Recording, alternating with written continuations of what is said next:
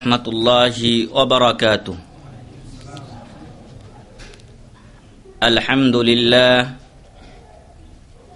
nahmaduhu wa nasta'inuhu wa nastaghfiruhu wa nu'minu bih wa natawakkalu alayhi wa na'udhu billahi min shururi anfusina wa min sayyiati a'malina man yahdihillahu fala mudilla lahu wa man yudlilhu fala hadiya lahu وأشهد أن لا إله إلا الله وحده لا شريك له وأشهد أن محمدا عبده ورسوله أرسله بالحق بشيرا ونذيرا وداعيا إلى الله بإذنه وسراجا منيرا أما بعد فإن خير الحديث كتاب الله وخير الهدي هدي محمد صلى الله عليه وسلم وشر الأمور محدثاتها وكل محدثة بدعة وكل بدعة ضلالة وكل ضلالة في النار فقد قال الله تبارك وتعالى في كلامه المجيد والفرقان الحميد أعوذ بالله من الشيطان الرجيم بسم الله الرحمن الرحيم ادعوا ربكم تضرعا وخفية إنه لا يحب المعتدين وقال تعالى فلولا إذ جاءهم بأسنا تضرعوا ولكن قست قلوبهم وزين لهم الشيطان ما كانوا يعملون وجاء في الحديث النبوي الشريف عن ابن عباس رضي الله عنهما إذا سألت فاسأل الله وإذا استعنت فاستعن بالله رواه الترمذي وقال حديث حسن صحيح সম্মানিত বাংলাদেশী ভাইয়েরা, যাবতীয় প্রশংসা ও গুণগান একমাত্র সেই মহান রব্বুল আলামিনের জন্য, যার অশেষ মেহেরবানিতে আমরা সকলে আজকে এখানে উপস্থিত হতে পেরেছি। যে মহান রব্বুল আলামিন একটি ইলমি সমাবেশে আমাদেরকে উপস্থিত হওয়ার তৌফিক দিলেন, তার শুকরিয়া স্বরূপ বলি আলহামদুলিল্লাহ। অতঃপর আমাদের প্রিয় রাসূল মুহাম্মদুর রাসূলুল্লাহ সাল্লাল্লাহু আলাইহি ওয়াসাল্লামের উপর বর্ষিত হোক সালাত ও সালাম, বলি সাল্লাল্লাহু আলাইহি ওয়াসাল্লাম। আপনাদের হয়তো খেয়াল আছে যে গত সপ্তাহের আগের সপ্তাহে আমি যে বিষয়টি নিয়ে আলোচনা করছিলাম তা ছিল আদ-দুআ।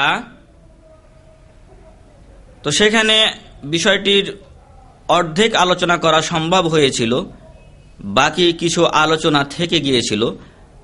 তো আজকে আমরা ইনশাআল্লাহ এই আদ-দুআ বিষয়ের বাকি আলোচনাটুকু সমাপ্ত করব ইনশাআল্লাহ। তো গত সপ্তাহে যে সকল বিষয় আমরা আলোচনা করেছিলাম তার মধ্যে ছিল দোয়ার সংজ্ঞা, দোয়ার গুরুত্ব ও ফজিলত। এরপর ছিল শুরুতুদ দোয়া, দোয়ার শর্তাবলী। এরপর কিছু জিনিস আলোচনা করেছিলাম যা ছিল যে কিছু জিনিস আছে, কিছু বিষয় রয়েছে যেগুলোর কারণে আমাদের দোয়াগুলো আল্লাহর দরবারে কবুল হয় না। এরপর আরো কিছু বিষয়ের আলোচনা হয়েছিল আমাদের গত সপ্তাহে। সেগুলো ছিল যে বাদুল আখতা আল্লাতি তাকাউ ফিদ দুআ, আমরা দোয়া করার সময় বেশ কিছু ভুল ত্রুটি করে থাকি, এগুলোর আলোচনা গত সপ্তাহে হয়ে গেছে। তো আজকে যে বিষয়গুলো নিয়ে আলোচনা হবে তার মধ্যে রয়েছে আদাবুদ দুআ, আমরা কিভাবে দোয়া করব আল্লাহর কাছে। এরপরে আরো কিছু জিনিস আছে যে এমন কিছু অবস্থা, এমন কিছু পরিস্থিতি যখন আল্লাহ তাআলা এই দোয়াগুলো, আমাদের দোয়াগুলো ওই পরিস্থিতিতে ওই সময়ে কি করেন, কবুল করে থাকেন। তারপরে কিছু ব্যক্তি আছেন যাদের দোয়া আল্লাহ তাআলা অন্যের জন্য কবুল করে থাকেন। এ সকল ব্যক্তিরা কারা, সে সম্পর্কে আলোচনা হবে। এরপর শেষে আমরা ইনশাআল্লাহ যদি সময় পাই তাহলে কিছু এমন দৃষ্টান্ত স্থাপন করব যেগুলো মহান রব্বুল আলামিন যে কিছু ব্যক্তির বা কিছু মানুষের দোয়া সরাসরি কবুল করেছেন তার প্রমাণস্বরূপ আমরা কিছু ঘটনা উল্লেখ করব ইনশাআল্লাহ। তো দোয়া সম্পর্কে গত সপ্তাহে একটি হাদিস উল্লেখ করেছিলাম, সেখানে বলা হচ্ছে আদ-দুআউ হুয়াল ইবাদা, দোয়াটাই হচ্ছে ইবাদত। আমরা যেগুলো ইবাদত করছি এটাই হচ্ছে দোয়া। যেমন আমি আপনি যখন নামাজ শুরু করছি তখনই বলছি আল্লাহুম্মা বাঈদ বাইনি ওয়া বাইনা খাতায়ায়া কামা বা'আদতা বাইনাল মাশরিক, শেষ পর্যন্ত। এরপরে নামাজে ইয়্যাকা না'বুদু ওয়া ইয়্যাকা নাস্তাঈন ইহদিনাস সিরাতাল মুস্তাকিম সিরাতাল্লাযীনা আন'আমতা আলাইহিম, সবই দোয়া, গায়রিল মাগদুবি আলাইহিম ওয়ালাদ-দাল্লিন, এসব কিছুই দোয়ার অন্তর্ভুক্ত। সিজদায় যাচ্ছি, সিজদা থেকে উঠছি, সবকিছুই দোয়া। তো এই জন্য বলা হয়েছে যে আমরা যে সকল ইবাদত করে থাকি এগুলোর সমষ্টি হচ্ছে দোয়া।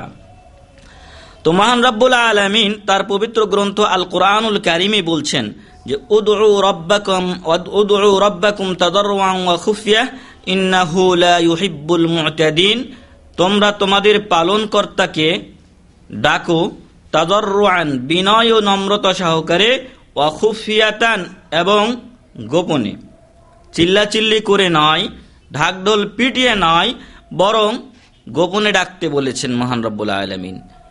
ইন্নাহু লা ইউহিব্বুল মু'তাদিন, নিশ্চয় আল্লাহ তাআলা ওই সকল লোকদেরকে পছন্দ করেন না যারা সীমালঙ্ঘন করে।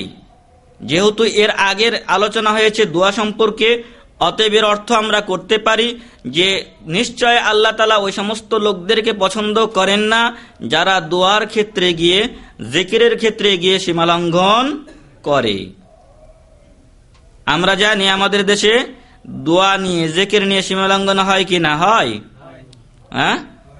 কেউ করেছেন এর আগে? আল্লাহ, পাওয়া গেছে তাহলে একজন। তো এ ছিল প্রথম আয়াতটি সূরাতুল আরাফের 55 নম্বর আয়াত। তো এর পর্যায়ে আমরা আদাবুদ দোয়া বা দোয়ার কিছু আদব, শিষ্টাচার সম্পর্কে আলোচনা করব।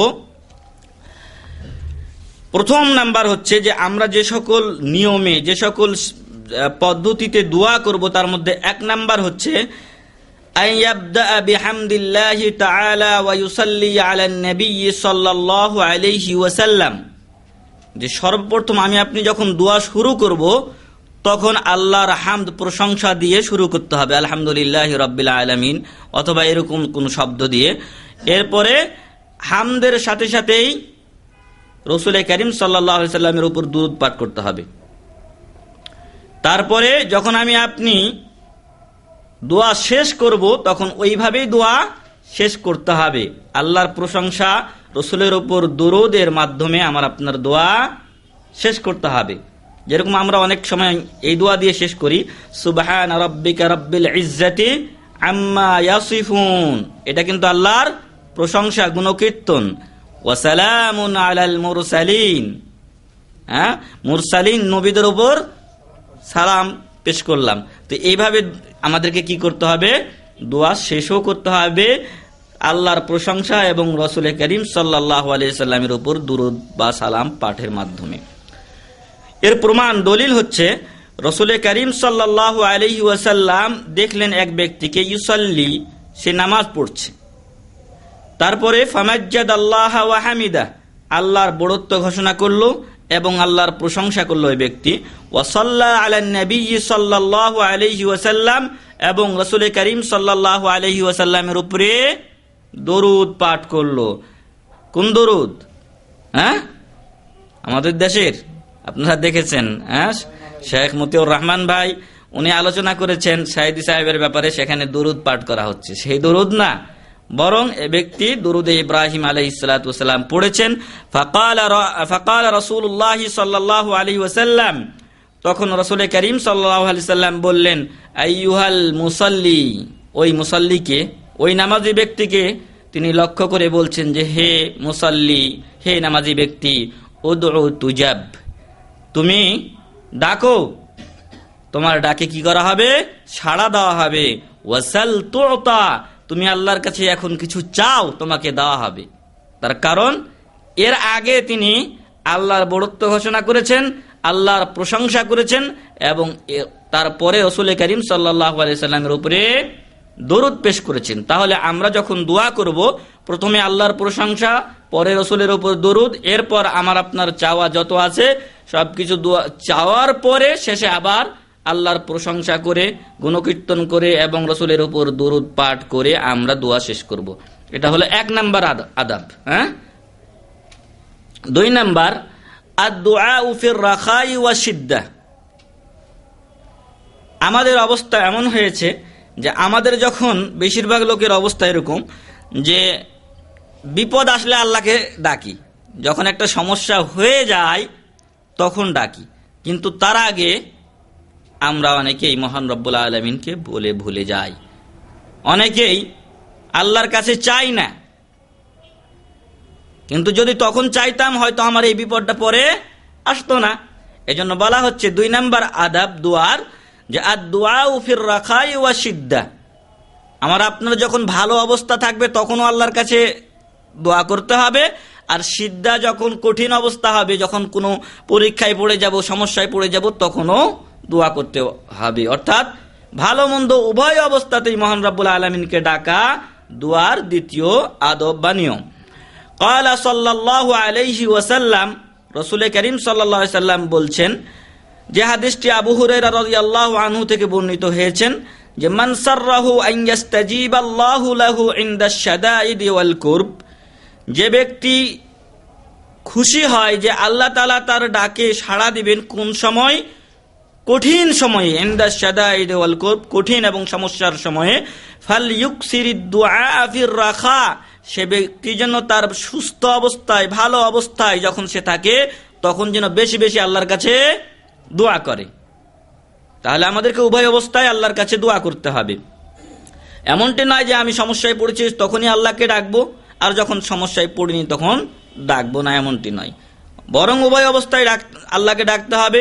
যখন সমস্যা নেই তখন আল্লাহর কাছে আরো বেশি বেশি জান্নাতের জন্য তৌফিক কামনা করতে হবে, ভালো আমলের তৌফিক কামনা করতে হবে। বিভিন্ন যে সকল সমস্যা রয়েছে সেই সমস্যাগুলিতে আল্লাহ তাআলা আমাকে যেন পতিত না করেন, সেখান থেকে মুক্তি চাইতে হবে। 3 নাম্বার আদব ইউখফিদু সাওতাহু বিদ-দুআ, তার দোয়ার সময় আওয়াজকে নিচু রাখবে, চিল্লাচিল্লি করে দোয়া করবে না। যেমনটি একটু আগে আয়াত পেশ করেছি, বলা হচ্ছে বাইনাল মুখাফাতাতি ওয়াল জাহর।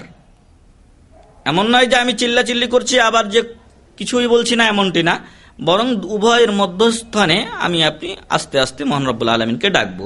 আল্লাহ তাআলা বলছেন, যে আয়াতটি প্রথমে আমি পড়েছি, উদউ রাব্বাকুম তাদাররুআন ওয়া খুফিয়া, তোমরা তোমাদের প্রভুকে বিনয় নম্রতা সহকারে এবং গোপনে ডাকো, আহ্বান করো।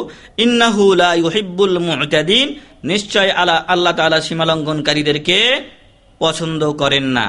4 নাম্বার আদব আন ইয়াতাদাররা ইলাল্লাহি ফি দুআইহি, আল্লাহ তাআলার কাছে বিনয় নম্রতা সহকারে দোয়া করতে হবে। আমি আপনি আল্লাহর কাছে যদি বড়ত্ব নিয়ে, আমি বড়, এ নিয়ে যদি এভাবে যদি মন মানসিকতা রেখে দোয়া করি তাহলে দোয়া কবুল হবে না। বরং আমি আল্লাহর বান্দা যিনি আব্দ, দাস, তাকে বিনয়ী হতে হবে মহান রব্বুল আলামিনের কাছে।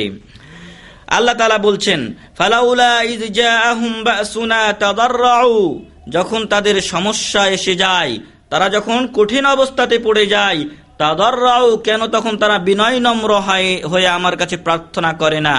ওয়ালাকিন কাসাত কুলুবুহুম, কিন্তু অবস্থা এমন হয়ে গেছে যে যখন সমস্যায় পড়েছে এর পরেও অনেক মানুষ দেখা যায় তার অন্তর কঠিন হয়ে যায়। ওয়াজাইয়ানা লাহুমুশ শাইতানু মা কানু ইয়ামালুন, এবং তারা যে সকল কাজগুলো করছে শয়তান এগুলোকে আরো সৌন্দর্যমণ্ডিত করে তুলেছে তাদের কাছে, অর্থাৎ তারা তখনও আল্লাহর দিকে আর ফিরে আসে না। এই অবস্থাটা জাহেলি যুগের যে সকল লোক ছিল তাদের চাইতেও কঠিন, কারণ আল্লাহ তাআলা কোরআনে বলছেন, বিসমিল্লাহির রহমানির রহিম, ফাইদা রাকিবু ফিল ফুলকি দাআবুল্লাহা মুখলিসিনা লাহুদ্দিন, যখন মুশরিকরা এই নৌকাতে ভ্রমণ করত, সমুদ্রে ভ্রমণ করত, তখন তারা আল্লাহকে মুখলিসিন, বিপদে পড়ে গেলে আল্লাহকে ডাকতো মুখলিসিন আলাহুদ্দিন, একনিষ্ঠভাবে। ফালাম্মা নাজ্জাহুম ইলাল বার ইযা হুম ইউশরিকুন, কিন্তু যখন আল্লাহ তাআলা তাদের ডাকে সাড়া দিয়ে এই তুফান, ঝড়, ঘূর্ণিঝড় দূর করে দিতেন এবং তারা আবার ওই নদীর পাড়ে পৌঁছে যেত, তখন ইযা হুম ইউশরিকুন, তখন আবার শিরক করা শুরু করত। কিন্তু আমাদের বর্তমান সমাজের অবস্থা এমন হয়ে গেছে, অনেকে আমরা কঠিন অবস্থাতে পড়েও মহান রব্বুল আলামিনকে ডাকি না, বরং বিভিন্ন শিরকি কাজে আমরা লিপ্ত হয়ে যাই। এই সমস্যা হয়ে গেছে, একটা তাবিজ লাগায় দাও তুমি, এই সমস্যা হয়ে গেছে, তুমি ওই পীর বাবার কাছে চলে যাও, ভালো হয়ে যাবে, নাউযুবিল্লাহি মিন যালিক। তো এই জন্য আল্লাহর কাছে বিনয় নম্রতা সহকারে আমাদেরকে চাইতে হবে। 5 নাম্বার আদব বা দুয়ার শিষ্টাচার হচ্ছে আইয়ুলিহা আলা রাব্বিহি ফিদ দুআ, দোয়াতে আমাকে আপনাকে কাকতি মিনতি সহকারে দোয়া করতে হবে, কাকতি মিনতি সহকারে আল্লাহর কাছে চাইতে হবে। মহান রব্বুল আলামিনের কাছে আমি আপনি একজন সামান্য মাখলুক, যিনি অসংখ্য মাখলুক সৃষ্টি করেছেন, তার সামান্য মাখলুক আমি আপনি, তার কাছে কাকতি মিনতি করা আমার আপনার জন্য অতীব জরুরি।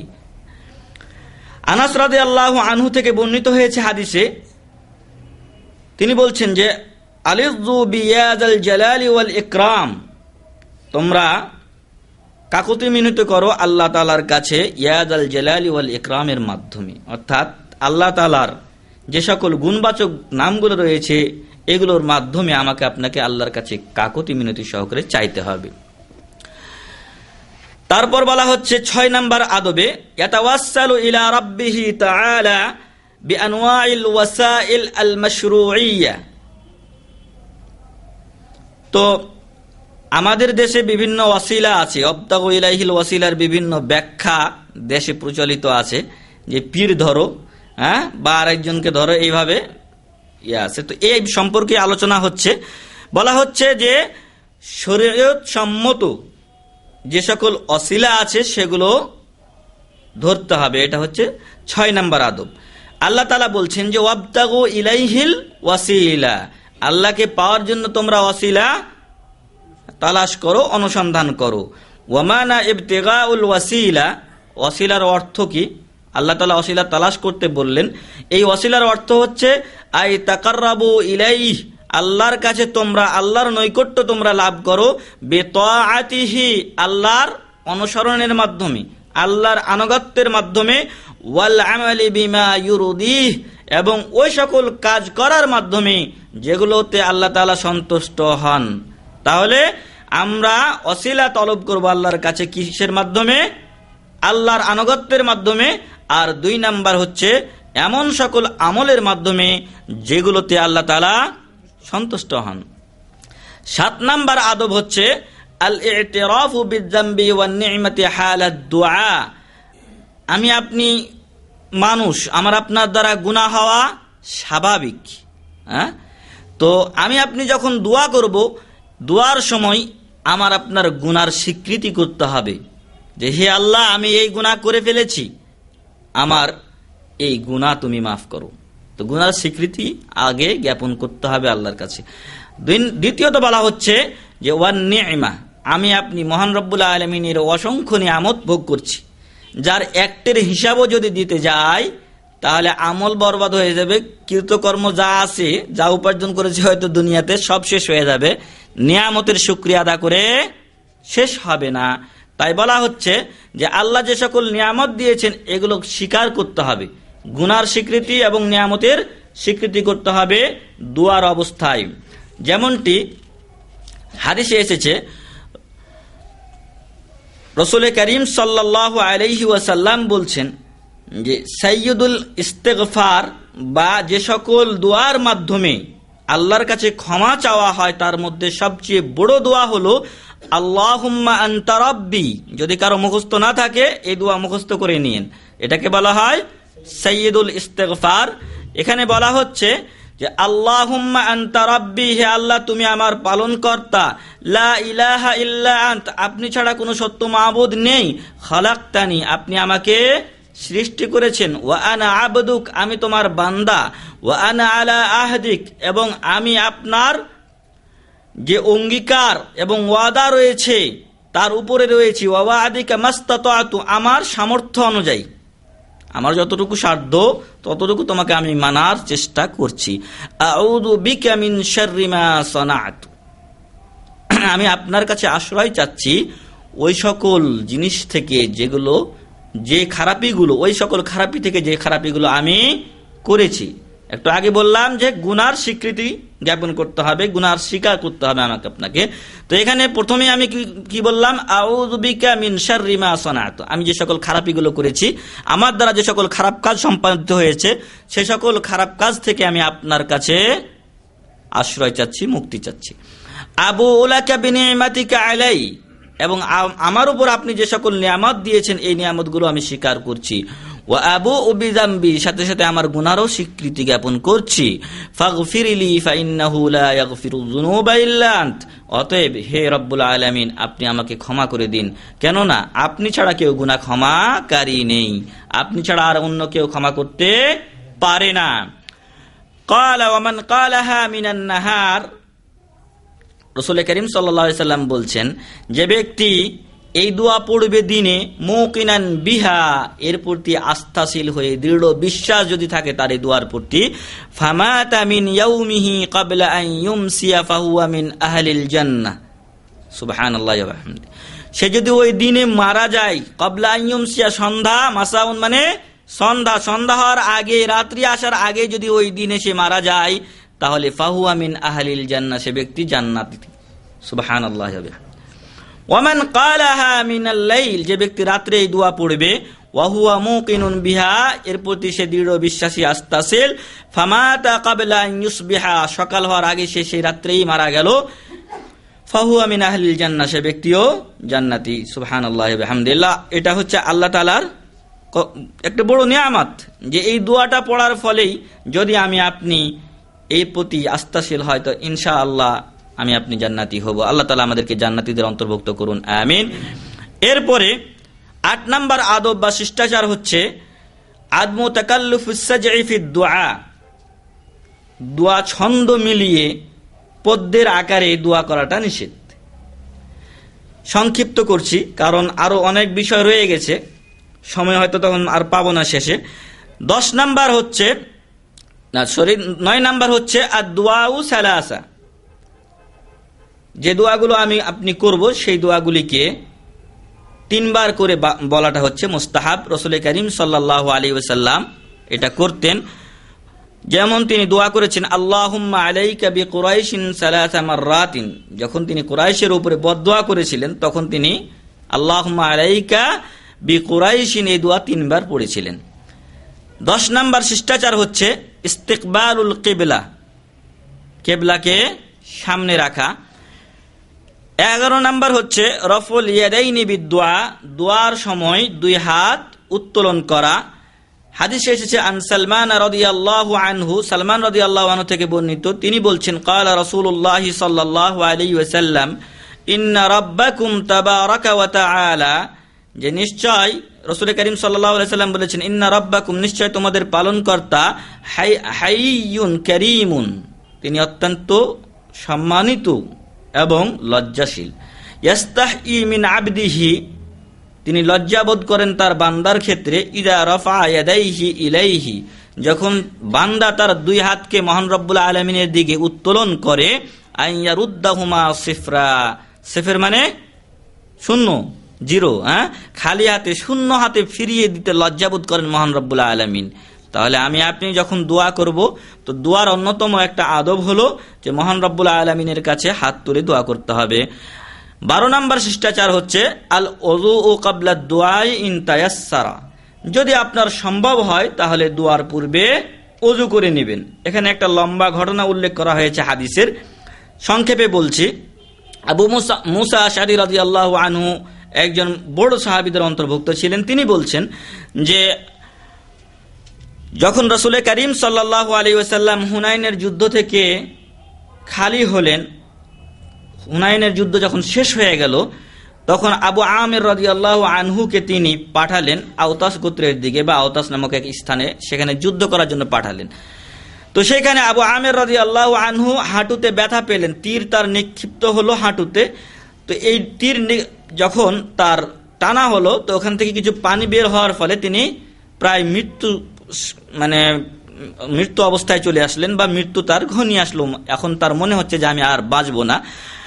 এমন অবস্থায় আবু মুসা আশআরী রাদিয়াল্লাহু আনহু যখন তার কাছে আসলেন, তখন তিনি বলছেন যে ফারাজাতু ফাদাখালতু আলান নবী ওয়াস্তা'মালানি আবু আমির আলান নাস ফামাকাসা ইয়াসীরান। যখন তার মৃত্যু প্রায় ঘনিয়ে এসেছে, তখন তিনি আবু মুসা আশআরী রাদিয়াল্লাহু আনহুকে দায়িত্ব দিয়ে দিলেন, হ্যান্ড ওভার করলেন। রাসূল করিম সাল্লাল্লাহু আলাইহি ওয়াসাল্লাম দায়িত্ব দিয়েছিলেন কাকে? আবু আমির কি। আবু আমির রাদিয়াল্লাহু আনহু যখন দেখলেন যে আমার দিন শেষ, সময় শেষ, তখন তিনি আবু মুসা আশআরী রাদিয়াল্লাহু আনহুকে দায়িত্ব দিয়ে দিলেন। তিনি বলছেন ফামাকাসা ইয়াসীরান, আমাকে দায়িত্ব দেওয়ার পর কিছুক্ষণ তিনি ছিলেন, সুম্মা মাতা, এরপর তিনি মৃত্যুবরণ করলেন। ফাদাখালতু আলা নবী সাল্লাল্লাহু আলাইহি ওয়াসাল্লাম ফি বাইতিহি আলা সারীরিন মুরাম্মাল ওয়া আলাইহি ফিরাশ قد أسر رمال السرير في ظهره وجنبه فأخبرته بخبرنا وخبر أبي عامر। তখন তিনি আল্লাহ রাসূল সাল্লাল্লাহু আলাইহি সাল্লামের কাছে আসলেন, তাকে সংবাদ দিলেন এই আবু আমির রাদিয়াল্লাহু আনহু এবং তাদের নিজেদের সংবাদ। ওয়াকুলতু লাহু ক্বালা কুল লাহু ইস্তাগফিরলি। আবু আমির রাদিয়াল্লাহু আনহু বলে দিয়েছেন আবু মুসা আশআরী রাদিয়াল্লাহু আনহুকে যে তুমি রাসূল করিম সাল্লাল্লাহু আলাইহি সাল্লামকে গিয়ে আমার জন্য আল্লাহর কাছে ক্ষমা চাইতে বলবে। আল্লাহ রাসূলের কাছে তিনি দোয়া চাইলেন।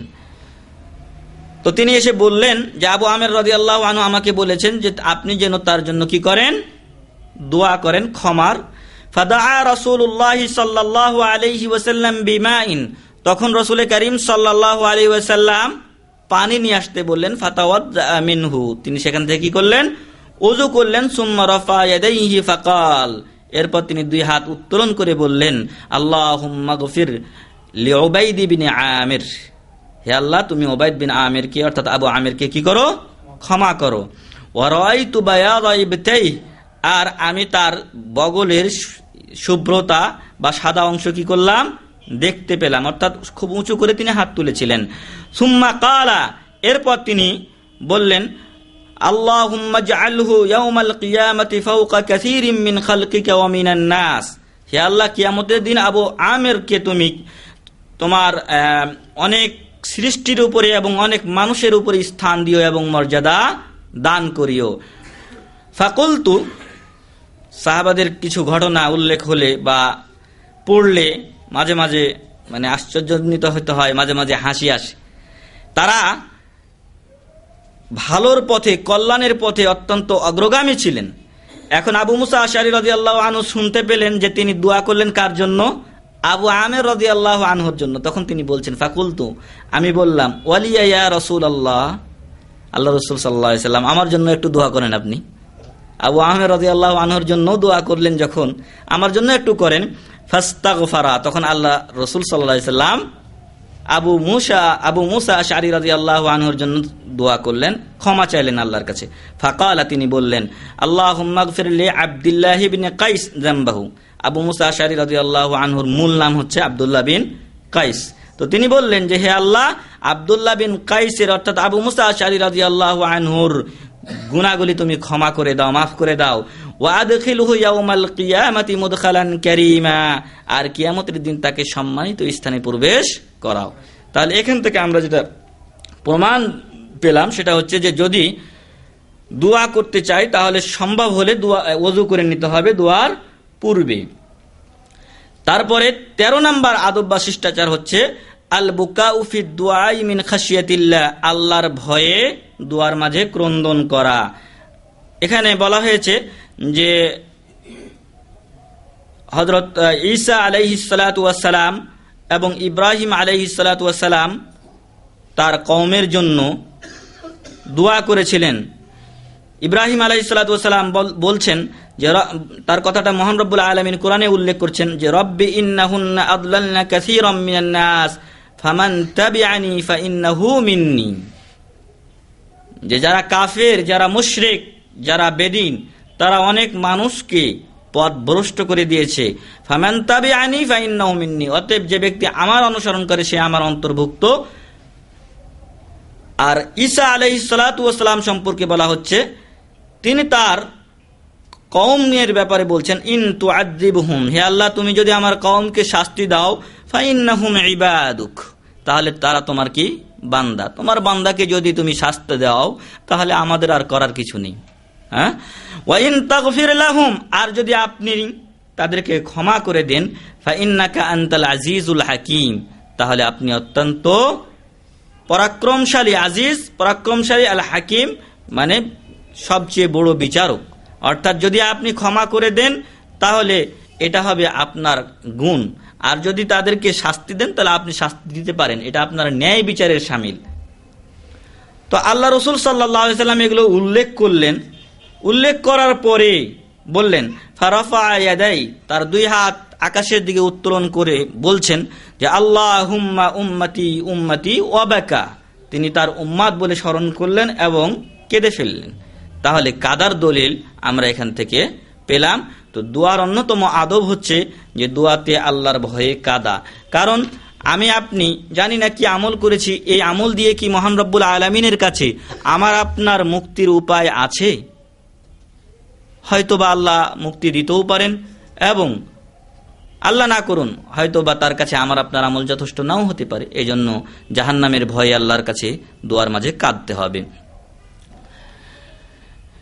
এরপরে 14 নম্বর শিষ্টাচার হচ্ছে ইজহারুল ইফতিকার ইলাল্লাহি ওয়াশ শাকওয়া ইলাইহি, আল্লাহর কাছে আমার আপনার দারিদ্রতা পেশ করা। আমি আপনি গরিব, আমার আপনার কোনো জিনিস দরকার, আমার আপনার এই জিনিস নেই, এই শাকওয়া, এই অভিযোগ আল্লাহর কাছে পেশ করা। আল্লাহ আমার এই জিনিস নেই, আমাকে দাও। আল্লাহ আমি গুনাহ করে ফেলেছি, তুমি যদি আমাকে মাফ না করো কে করবে? এরকম অভিযোগ আল্লাহর কাছে পেশ করা এবং আমার আপনার দারিদ্রতা আল্লাহর কাছে পেশ করা, এটা হচ্ছে 14 নম্বর আদব। 15 নম্বর হচ্ছে আইয়াবদা আদ-দাঈ বিনাফসি ইযা দাআ লিগাইরিহি, আমি আপনি যখন অন্যের জন্য দোয়া করব প্রথমত আমার আপনার জন্য দোয়া করতে হবে। কোরআনের এক আয়াতে বলা হচ্ছে যে ইয়া আইয়ুহাল্লাযীনা আমানু কু আনফুসাকুম ওয়া আহলিকুম নারা, হে ঈমানদারগণ তোমরা তোমাদের নিজেদেরকে বাঁচাও, ওয়া আহলিকুম এবং তোমাদের পরিবারকে বাঁচাও, নারান জাহান্নামের আগুন থেকে। তাহলে প্রথমত কার কথা বলা হয়েছে? নিজের কথা বলা হয়েছে। হ্যাঁ, এই জন্য প্রথমে আমি আপনি নিজের জন্য দোয়া করব, এরপরে অন্যের জন্য দোয়া করব। এটা হচ্ছে 15 নম্বর আদব। 16 নম্বর আল্লাহ ইয়াতাদি ফিদ দুআ, দোয়ার ক্ষেত্রে গিয়ে সীমালঙ্ঘন করা যাবে না বা বাড়াবাড়ি করা যাবে না। এমন জিনিস চাচ্ছি যেটা হয়তো দরকার নাই বলার, যেমনটি আন আবি উমামাতা আন্না আব্দুল্লাহ ইবনে মুগাফফালিন সামিআ ইবনাহু ইয়াকুল, আবু উমামা রাদিয়াল্লাহু আনহু থেকে বর্ণিত আব্দুল্লাহ ইবনে মুগাফফাল তার ছেলেকে বলতে শুনছেন যে আল্লাহুম্মা ইন্নী আসআলুকাল কাসরাল আবয়াদ আন ইয়ামিনিল জান্নাতি ইযা দাখালতুহা, যে হে আল্লাহ আমি যখন জান্নাতে যখন যাব তখন তার ডান পাশের যে কাসরুল আবয়াজ সাদা যে ইয়াটা আছে প্রাসাদ আছে, সেই প্রাসাদটা তোমার কাছে চাচ্ছি। তো উদ্দেশ্য হওয়া দরকার আমার আপনার জান্নাত চাওয়া, কিন্তু ডান দিকের বাম দিকের এগুলো হচ্ছে বেশি বাড়াবাড়ি। ঠিক আছে, তো এই জন্য আল্লাহর কাছে দোয়া করতে হবে যে আল্লাহ তাআলা তুমি আমাদেরকে জান্নাত দাও।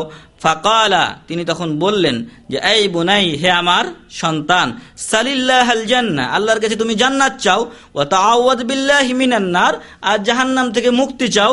ফা ইন্নী সামি'তু রাসূলুল্লাহি সাল্লাল্লাহু আলাইহি ওয়াসাল্লাম, কেননা আমি রাসূল করিম সাল্লাল্লাহু আলাইহি ওয়াসাল্লামকে বলতে শুনেছি, সায়াকুনু ফি হাযিহিল উম্মাহ কওমুন ইয়াতাদুনা ফিত তাহুরি ওয়াদ দুআ, যে এই উম্মতের মাঝে এমন কিছু ব্যক্তি, এমন কিছু জাতি আসবে, এমন কিছু দল আসবে যারা সীমালঙ্ঘন করবে, বাড়াবাড়ি করবে, ফিত তাহুরে পবিত্রতা অর্জনের ক্ষেত্রে, ওয়াদ দুআই এবং দোয়ার ক্ষেত্রে।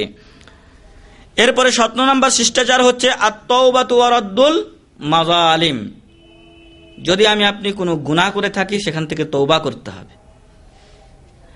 আর যদি কোনো ব্যক্তির উপরে আমি জুলুম করে থাকি, কোনো পাপ হইতে আমি মাফ চাচ্ছি আল্লাহর কাছে, কিন্তু ওই পাপটা কোনো ব্যক্তির উপরে জুলুম সম্পর্কিত, কোনো ব্যক্তির উপর আমি জুলুম করে তার মাল সম্পদ নিয়ে নিয়েছি, যদি এমনটি হয়ে থাকে তাহলে আল্লাহর কাছে ক্ষমা চাওয়ার আগে তাকে তার মাল ফিরিয়ে দিতে হবে। রদ্দুল মাযালিম, যে জুলুম করে যে সম্পদ আমি আপনি নিয়ে নিয়েছি সেই জিনিস তাকে ব্যাক দিতে হবে। 18 নাম্বার হলো ইয়াদউ লিওয়ালিদাইহি ওয়ালিল মুমিনিনা মা নাফসিহি, যে নিজের সাথে সাথে তার পিতামাতার জন্য দোয়া করবে এবং অন্যান্য মুমিনদের জন্যও দোয়া করবে।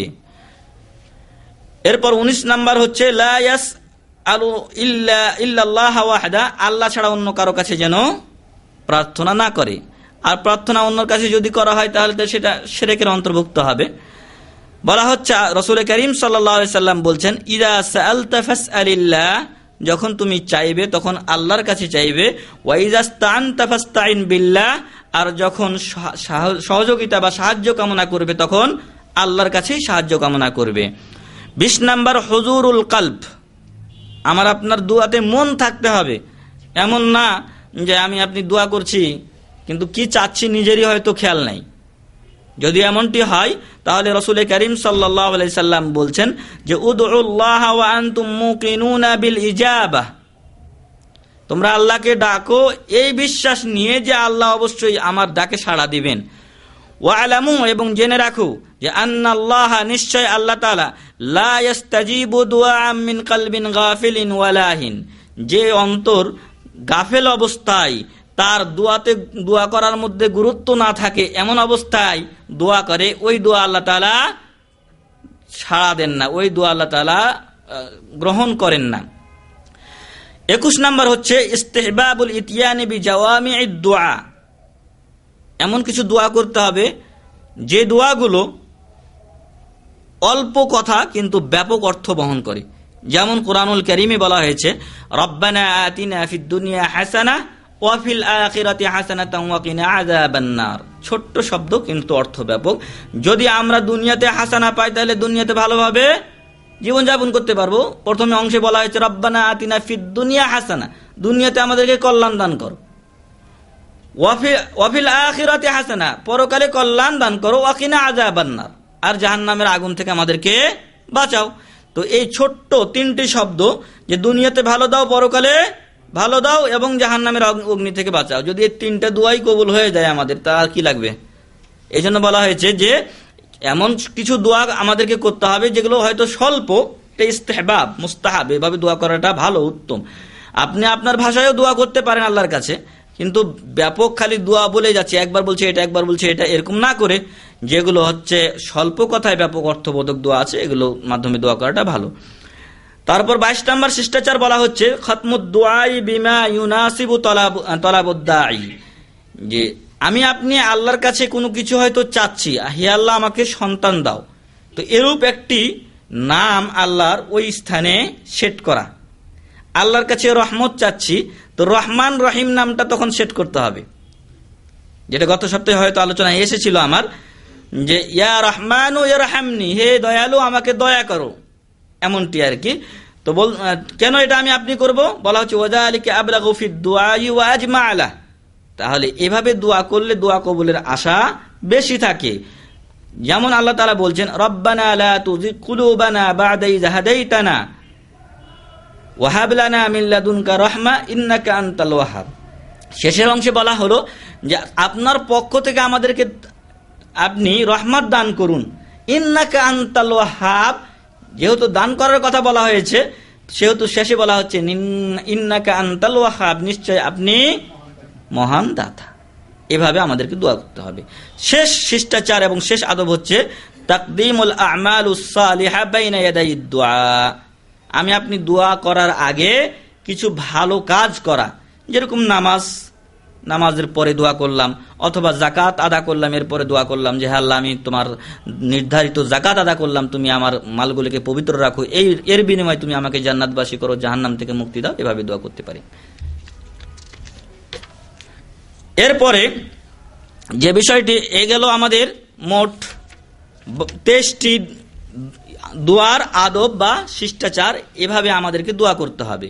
এরপরে বেশ কিছু সময় এবং পরিস্থিতি আছে, যে সকল সময় এবং পরিস্থিতিতে মহান রব্বুল আলামিন আমাদের দোয়াগুলো বেশি বেশি কবুল করে থাকেন। সে সকল সময় দোয়া করলে দোয়া কবুলের বেশি সম্ভাবনা রয়েছে, সেগুলোর সংক্ষিপ্ত আলোচনা করব। প্রথম নাম্বার হচ্ছে লাইলাতুল কদর। যে সকল সময়ে দোয়া কবুল হয় তার মধ্যে এক নাম্বার হচ্ছে লাইলাতুল কদর বা কদরের রজনী, যেটি রমজান মাসের শেষ দশকে, বিশেষ করে শেষ বিজোড় 5 দিনে, এরপরে বিশেষভাবে 27-এ পাওয়ার আশা করা যায়। সেই লাইলাতুল কদরে দোয়া বেশি বেশি কবুল হয়। আয়েশা রাদিয়াল্লাহু আনহা তিনি বলছেন যে আমি বললাম, হে রাসূল সাল্লাল্লাহু আলাইহি ওয়াসাল্লাম, আরাআইতা ইন আলিমতু আইয়া লাইলাতিন লাইলাতুল কদর মা আকুলু ফিহা, আপনি কি ভেবে দেখেছেন যে আমি যদি জানতে পারি যে কোন রাত্রিটি লাইলাতুল কদর, আমি ওই রাত্রে কি বলে দোয়া করব? আমি লাইলাতুল কদর জানতে পারলাম যে আজকের রাত্রি লাইলাতুল কদর, কোনো আলামত দেখে আমি বুঝতে পারলাম, তো আমি ওই দিন কি দোয়াটা করব? কালা, তিনি বললেন যে কুলি, তুমি বলো আল্লাহুম্মা ইন্নাকা আফুউন কারীমুন তুহিব্বুল আফওয়া ফাআফু আন্নী। এই দোয়াটা তিনি শিখিয়ে দিলেন। তো এখানে যেটা আমাদের জানার বিষয় যে লাইলাতুল কদরের দোয়া কবুল হয়। 2 নাম্বার, বিররুল ওয়ালিদাইনি মিন আসবাবি ইজাবাতিদ দুআ, পিতামাতার সাথে ভালো ব্যবহার করা এটা হচ্ছে দোয়া কবুলের অন্যতম কারণ। তো আমাদের যাদের পিতামাতা বেঁচে আছেন তাদের উচিত তাদের পিতামাতার সাথে ভালো ব্যবহার করা। আমি আপনি ফ্যামিলির সাথে যোগাযোগ রাখবো, সাথে সাথে পিতামাতারও খোঁজ নিতে হবে।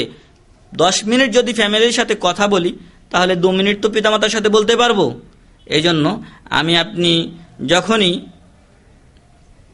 বাড়িতে যোগাযোগ করব পিতামাতারও খোঁজ নিতে হবে। তাদেরকে ভরণ পোষণের ব্যাপারে তারা যখন বৃদ্ধ হয়ে যান তখন তাদের অবস্থা করুণ হয়ে যায়, তারা ইনকামও করতে পারেন না, দেখা যায় যে খাবার দাবারের সমস্যা হয়। তো যারা আপনারা এখানে এসেছেন, প্রথমত নিজেকে ওসিয়ত করছি, তারপরে আপনাদেরকে উদাত্ত আহ্বান জানাচ্ছি যে আসুন আমরা পিতামাতার সাথে ভালো ব্যবহার করি। এটা দোয়া কবুলের অন্যতম কারণ। قال عمر بن الخطاب رضي الله عنه, উমর বিন খাত্তাব রাদিয়াল্লাহু আনহু বলছেন, সামি'তু রাসূলুল্লাহ সাল্লাল্লাহু আলাইহি ওয়াসাল্লাম ইয়াকুল, আমি রাসূল করিম সাল্লাল্লাহু আলাইহি ওয়াসাল্লামকে বলতে শুনেছি, ইয়াতি আলাইকুম উওয়াইস বিন আমির, উওয়াইস বিন আমির এক ব্যক্তির নাম, তিনি তোমাদের কাছে এখন আসবেন, মা আমদাদি আহলিল ইয়ামান, আহলে ইয়ামান বা ইয়ামান বাসী কিছু লোকের সাথে, সহযোগী লোকের সাথে, মিন মুরাদ সুম্মা মিন কারণ, এটা হচ্ছে একটা কবিলা, প্রথমত তারা মুরাদ কবিলার, পরে তারা হচ্ছে কারণ কবিলার। কানা বিহি বারাসুন, তার ধবল রোগী ছিল, তার শরীরে সাদা সাদা হয়ে গেছিল। ফাবারিয়া মিনহু ইল্লা মাউদিয়া দিরহামিন, তার ওই ধবল রোগ ভালো হয়ে গেছে, তবে সামান্য একটা পয়সা পরিমাণ জায়গা থেকে গেছে। লাহু ওয়ালিদাতুন হুয়া বিহা বারুন, তার মা আছে, লাহু ওয়ালিদা, তার মা আছে, বিহা হুয়া বিহা বারুন, সে তার সাথে সদাচরণ করে, ভালো ব্যবহার করে। লাউ আকসামা আলাল্লাহি লা আবাররাহু, যদি সে আল্লাহর উপরে কোনো কসম করে তাহলে আল্লাহ তাআলা তাকে ওই কসম থেকে পবিত্র করেন, মুক্ত করে দেন, অর্থাৎ আল্লাহ তাকে তার ওই কসমটা পুরা করে দেন, তার বিপক্ষে কোনো সময় যায় না। আমরা অনেক সময় কসম করে ফেলি, দেখা যায় যে মাসালা আমার আপনার বিপরীতে চলে গেছে, তখন হয়তো কাফারা দিতে হয়, কিন্তু ওনার কসমকে আল্লাহ তাআলা সব সময় পুরা করেছেন।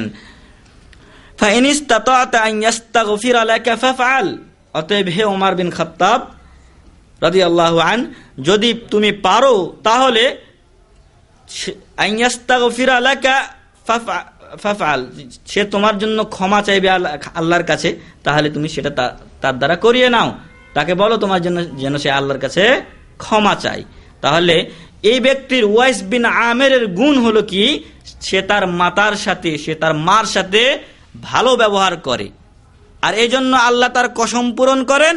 আর ওমর বিন খাত্তাব রাদিয়াল্লাহু আনহুর মতো ব্যক্তিকে রাসূল করিম সাল্লাল্লাহু আলাইহি সাল্লাম বলছেন যে যদি পারো তাহলে তার দ্বারা তুমি তোমার গুনার ক্ষমা চেয়ে নাও আল্লাহর কাছে। সুবহানাল্লাহ। তাহলে যাদের মা বাবা রয়েছেন তাদের সাথে আমাদের ভালো ব্যবহার করতে হবে। আল্লাহ আমাদের তৌফিক দান করুন, আমিন।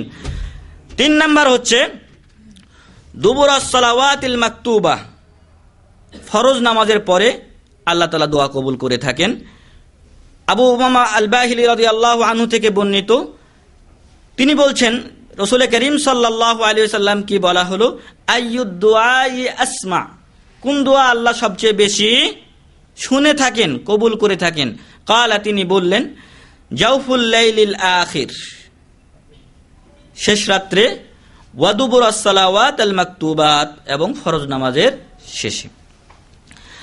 4 নাম্বার যে সকল সময়ে বা যে সকল অবস্থায় দোয়া কবুলের আশা করা যায়, 4 নাম্বার হলো আল ইকসারু মিন নওয়াফিলিল ইবাদাত বাদাল ফরাইজ, ফরজ নামাজের পরে বেশি বেশি নফল নামাজ আদা করা। বেশি বেশি যদি নফল নামাজ আদা করা যায়, তাহলে নফল নামাজের পরে যদি আপনি দোয়া করি, তাহলে এই নফল নামাজের মাধ্যমে এই দোয়ার কবুলের আশা করা যায়। লম্বা হাদিস আছে তার প্রমাণে, তো এটা আমার বলার একটু সময় হচ্ছে না, পরবর্তী নাম্বারে যাচ্ছি। তো 5 নাম্বার হচ্ছে দোয়া কবুলের সময়, যেটা হচ্ছে আদ-দুআউ বা'দা আত-তাশাহুদিল আখির ফিস সালাতি ওয়া ক্বাবলা সালাম, শেষ তাশাহুদে বসে, শেষ বৈঠকে বসে সালাম ফেরানোর পূর্বে দোয়া করা, এই সময় দোয়া বেশি কবুল হয়। ফাফি হাদিসে আব্দুল্লাহ ইবনে মাসউদ, আব্দুল্লাহ বিন মাসউদ রাদিয়াল্লাহু আনহু হাদিসে বর্ণিত হয়েছে, রাসূল করিম সাল্লাল্লাহু আলাইহি ওয়াসাল্লাম আল্লামাহুমুত তাশাহুদা ফিস সালাহ, নামাজে তাশাহুদ তাদেরকে শিক্ষা দিয়েছেন, নামাজে যে তাশাহুদ পড়তে হবে এটা তিনি শিক্ষা দিয়েছেন। সুম্মা ক্বালা ফি আখিরিহি, এরপর শেষে বলেছেন সুম্মা ইয়াতাখায়্যার মিনাদ দুআই আ'জাবাহু ইলাইহি ফায়াদউ, এই তাশাহুদ পড়ার পরে, দরুদ পড়ার পরে আর দোয়া মাসুরা পড়ার পরে তার যে সকল দোয়াগুলো ভালো লাগে সে দোয়াগুলো সে যেন পাঠ করে। 6 নাম্বার হচ্ছে যে সকল সময়ে দোয়া কবুলের আশা বেশি, বাইনাল আযানি ওয়াল ইকামা, আযান এবং ইকামতের মধ্যবর্তী সময়ে। আনাস বিন মালিক রাদিয়াল্লাহু আনহু থেকে বর্ণিত, রাসূল করিম সাল্লাল্লাহু আলাইহি সাল্লাম বলেছেন আদ-দুআউ লা ইউরাদ্দু বাইনাল আযানি ওয়াল ইকামা, আযান এবং ইকামতের মধ্যবর্তী সময়ে যে দোয়া করা হয় সেটা ফিরিয়ে দেওয়া হয় না। 7 নাম্বার হচ্ছে জাওফুল লাইলিল আখির, রাত্রের শেষ ভাগে, যেটা একটু আগে বলা হয়েছে। 8 নাম্বার হচ্ছে আদ-দুআউ ইনদা সিয়াহিদ দিক, আমাদের দেশে এটা বেশি প্রযোজ্য, যখন মুরগ ডাকে তখন যদি কেউ দোয়া করে তাহলে দোয়া কবুলের আশা করা যায়। রাসূল করিম সাল্লাল্লাহু আলাইহি সাল্লাম থেকে সাব্যস্ত হয়েছে, তিনি বলেছেন যে ইযা সামি'তুম সিয়াহাদ দিকা, যখন তোমরা মুরগের কি শুনবে, আওয়াজ বা ডাক শুনবে, ফাসআলুল্লাহ মিন ফাজলিহি, তখন তোমরা আল্লাহর ফজিলত এবং অনুগ্রহ তালাশ করো বা চাও আল্লাহর কাছে। ফা ইন্নাহা রাআত মালাকা, কেননা এই দিক তখন কি করেছে, একটা ফেরেশতা দেখেছেন। ওয়াইদা সামি'তুম নাহিকাল হিমার, আর যখন গাধার আওয়াজ তোমরা শুনতে পাও, ফাতাআউযু বিল্লাহি মিনাশ শাইতান, তখন শয়তান থেকে তোমরা কি করো, পানা চাও, মুক্তি চাও। ফাইন্নাহু রাআ শাইতানান, তখন কেননা ওই গাধা কি করেছে, শয়তান দেখেছে, অতএব শয়তান হয়তো কাছেই চলে আসতে পারে, এজন্য শয়তান থেকে পানা চাইতে হবে আল্লাহর কাছে। এরপরে 9 নাম্বার হচ্ছে ইনদান নিদাই লিস সালাওয়াতিল মাকতুবা, যখন ফরজ নামাজের জন্য ডাকা হয়, অর্থাৎ যখন আজান হয় তখন দোয়া করা। আন সাহল ইবনে সা'দ قال, সাহল বিন সা'দ রাদিয়াল্লাহু থেকে বর্ণিত, তিনি বলছেন قال রাসূলুল্লাহ সাল্লাল্লাহু আলাইহি ওয়াসাল্লাম, রাসূল করিম সাল্লাল্লাহু আলাইহি ওয়াসাল্লাম বলেছেন সিনতান লা তুরাদ্দান, দুই ব্যক্তির দোয়া ফিরিয়ে দেওয়া হয় না। আদ-দুআ ইনদান নিদা, আজানের সময়ের দোয়া, ওয়া ইনদাল বা'সি হিনা ইয়ালহামু বা'দুহুম বা'দা, আর কঠিন বিপদের মুহূর্তে যখন একজন আরেকজনের সাথে চাপাচাপি ঘেঁষাঘেঁষি লেগে যায়, অর্থাৎ যখন বিপদ আসে, দেখবেন যে খুব জোরে ঝড় বৃষ্টি হচ্ছে, তখন সবাই এক জায়গায় হয়ে যায়, এমত অবস্থায় আল্লাহ তাআলা দোয়া কবুল করে থাকেন। 10 নাম্বার ইনদা ইকামাতিস সালাহ, যখন নামাজ দাঁড়ায় তখন আল্লাহর কাছে আমাদেরকে দোয়া করতে হবে। রাসূল করিম সাল্লাল্লাহু আলাইহি সাল্লাম এই হাদিসে বলছেন যে সাআতানি লা তুরাদ্দু আলা দাইন দাওয়াতুহু, কোন আহ্বানকারীর আহ্বান 2 সময় ফিরিয়ে দেওয়া হয় না। হিনা তুকামুস সালাহ, যখন নামাজের ইকামত দেওয়া হয়, ওয়া ফিস সাফফি ফি সাবিলিল্লাহ, এবং কোন মানুষ যখন জিহাদের ময়দানে থাকে, জিহাদের ময়দানে যুদ্ধের সারিতে যখন থাকে, তখন তার দোয়া ফিরিয়ে দেওয়া হয় না, আল্লাহ তাআলা কবুল করে থাকেন। 11 নাম্বার হচ্ছে সাআতাম মিন কুল্লি লাইলাতিন, প্রত্যেক রাত্রের কিছু অংশে একটা সময় রয়েছে যে সময় আল্লাহ তাআলা দোয়া কবুল করে থাকেন। জাবের রাদিয়াল্লাহু আনহু থেকে বর্ণিত হাদিসে রাসূল করিম সাল্লাল্লাহু আলাইহি সাল্লাম বলছেন ইন্না ফিল লাইলি লাসাআ, নিশ্চয় রাত্রে একটা সময় রয়েছে, লা ইউয়াফিকুহা রাজুলুম মুসলিমুন, যে ওই সময়ে যখন কোনো মুসলিম বান্দা ইয়াসআলুল্লাহ খায়রাম মিন আমরিদ দুনিয়া ওয়াল আখিরা, দুনিয়া এবং আখিরাতের কোনো ভালো জিনিস সে চায় আল্লাহর কাছে, ইল্লা আতাহু ইয়া, তখন আল্লাহ তাআলা তাকে এই জিনিসটা কি করেন, দিয়ে থাকেন। ওয়া যালিকা কুল্লা লাইলাতিন, আর এই সময়টা প্রত্যেক রাত্রিতেই আসে, একটা সময় আছে, সেই সময়টা কোন সময় এটা কিন্তু বলা হচ্ছে না, কিন্তু প্রত্যেক রাত্রে একটা সময় আছে যে সময় যদি কোনো বান্দা আল্লাহর কাছে কিছু চায় দুনিয়া এবং আখিরাতের কল্যাণকর কোনো বিষয়, তাহলে সে মহান রব্বুল আলামিন তাকে সেটা দিয়ে থাকেন। তো এই জন্য আমাদের উচিত যদি আমরা কোনো সময় শেষ রাত্রে জাগ না পাই তাহলে যথাসম্ভব উজু করে নামাজ পড়ে আল্লাহর কাছে চাওয়া, আর যদি তাহাজ্জুদের নামাজ পড়তে পারি তো আলহামদুলিল্লাহ, ভালোর উপরে ভালো। তো আল্লাহ তাআলা আমাদেরকে তৌফিক দান করুন, আমিন। এরপরে বলা হচ্ছে 12 নাম্বার, সাআতুম মিন সাআতি ইয়াউমিল জুমআহ, জুমআর দিনের একটা সময়। এটা আগেরটা বলা হলো যে প্রত্যেক রাত্রে একটা সময়, এখানে বলা হচ্ছে জুমআর দিনের একটা সময়, এবং সে সময়টা বিশেষত আসরের পরে বলা হয়েছে। এরপরে 13 নাম্বার হচ্ছে ইনদা শুরবি মিম্মা ইজামজাম, জমজমের পানি পান করার সময়। জাবের রাদিয়াল্লাহু আনহু থেকে বর্ণিত হয়েছে রাসূল করিম সাল্লাল্লাহু আলাইহি সাল্লাম বলেছেন, মা উ জামজাম লিমা শুরিবালা, জমজমের পানি যে উদ্দেশ্যে পান করা হয় সে উদ্দেশ্য আল্লাহ তাআলা কি করেন? পূরণ করেন। তারপরে 14 নাম্বার হচ্ছে ফিস সুজুদ, সিজদা অবস্থায় দোয়া করলে আল্লাহ তাআলা কবুল করেন। 15 নাম্বার ইনদাল ইস্তিকাদি মিনান নাওমি লাইলা, রাত্রে যখন আপনি ঘুম থেকে উঠি তখন দোয়া কবুল হয়ে থাকে। 16 নাম্বার হচ্ছে ইনদা দুআ বিদাওয়াতি জিন্নুন ইউনুস আলাইহিস সালাম, যখন আপনি ইউনুস আলাইহিস সালাতু ওয়াস সালাম, জিন্নুন মানে ইউনুস আলাইহিস, নুনওয়ালা মাছওয়ালা, যেহেতু তাকে মাছে খেয়ে ফেলেছিল, মাছের পেটে তাকে কিছুক্ষণ থাকতে হয়েছিল, এই জন্য তার নামই হয়ে গেছে সাহিবুল হুত। এক জায়গায় বলা হয়েছে মাছওয়ালা, আরেক জায়গায় বলা হয়েছে জিন্নুন, জান্নুন বলা হয়েছে কোরআনের এতে। তো এই জিন্নুন বা মাছওয়ালা হলেন ইউনুস আলাইহিস সালাম। ইউনুস আলাইহিস সালাম যে দোয়া করেছিলেন সেই দোয়া যদি করা হয় তাহলে আল্লাহ তাআলা কবুল করবেন, এটা বেশি আশা করা যায়। আর ইউনুস আলাইহিস সালাতু ওয়াস সালামের দোয়া ছিল কি? লা ইলাহা ইল্লা আনতা সুবহানাকা ইন্নী কুনতু মিনাজ জালিমিন। 17 নাম্বার হচ্ছে ইনদা দুআইন নাসি বাদা ওয়াফাতিল মাইয়িত, যখন কোনো ব্যক্তি মৃত্যুবরণ করে তখনকার দোয়া। যেমনটি বলা হয়েছে যে আবু সালমা রাদিয়াল্লাহু আনহু যখন ইন্তেকাল করলেন তখন রাসূল করিম সাল্লাল্লাহু আলাইহি সাল্লাম তার কাছে আসলেন। ওয়াকাদ শাক্কা বাসারুহু, আর তার চোখগুলো খোলা ছিল। সুম্মা আগমাদাহু, তখন রাসূল করিম সাল্লাল্লাহু আলাইহি সাল্লাম চোখগুলো বন্ধ করে দিলেন। সুম্মা ক্বালা ইন্না রূহা ইযা কুবিদা তাবিআহুল বাসার, যখন রূহটা বের হয়ে চলে যায় তখন চোখ তার কি করে? অনুসরণ করে, যেদিকে চলে যায় ওইদিকে তাকিয়ে থাকে। ফাযাজ্জা নাসুম মিন আহলিহি, তখন সবার মধ্যে একটা হইচই পড়ে গেল। এতক্ষণ তারা খেয়াল করতে পারে নাই যে উনি মারা গেছেন, মনে করছেন তাকিয়েই হয়তো আছেন। তো রাসূল করিম সাল্লাল্লাহু আলাইহি ওয়াসাল্লাম যখন বললেন তখন তারা বুঝতে পারলেন যে তিনি ইন্তেকাল করেছেন। ফাকাল, তখন তিনি বললেন, লা তাদউ আলা আনফুসিকুম ইল্লা বিখাইরিন ফাইন্নাল মালায়েকাতা ইউমিনু আলা মা তাকুলুন, যে তোমরা তোমাদের নিজেদের ব্যাপারে ভালো ছাড়া মন্দ বলিও না। অর্থাৎ আবু সালমা যে ইন্তেকাল করেছেন রাদিয়াল্লাহু আনহু, তার ব্যাপারে তোমরা খারাপ কিছু বলিও না, বরং ভালো কথাই বলো। যে ব্যক্তি মৃত্যুবরণ করেছে তার ব্যাপারে ভালো গুণাগুণ বর্ণনা করো, কেননা তোমাদের কথার উপরে ফেরেশতারা আমিন বলে থাকেন।